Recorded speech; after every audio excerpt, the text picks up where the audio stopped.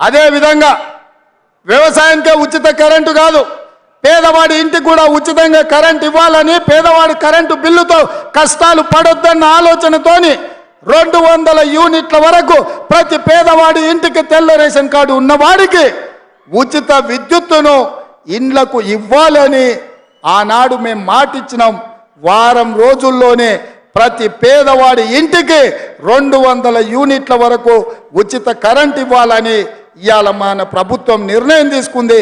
పెద్ద ఎత్తున అదే విధంగా వ్యవసాయానికే ఉచిత కరెంటు కాదు, పేదవాడి ఇంటికి కూడా ఉచితంగా కరెంట్ ఇవ్వాలని, పేదవాడి కరెంటు బిల్లుతో కష్టాలు పడొద్దన్న ఆలోచనతోని 200 యూనిట్ల వరకు ప్రతి పేదవాడి ఇంటికి తెల్ల రేషన్ కార్డు ఉన్నవాడికి ఉచిత విద్యుత్తును ఇండ్లకు ఇవ్వాలని ఆనాడు మేము మాటిచ్చినాం.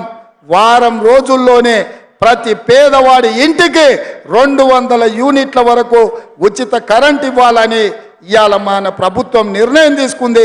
పెద్ద ఎత్తున చప్పట్లు కొట్టండి.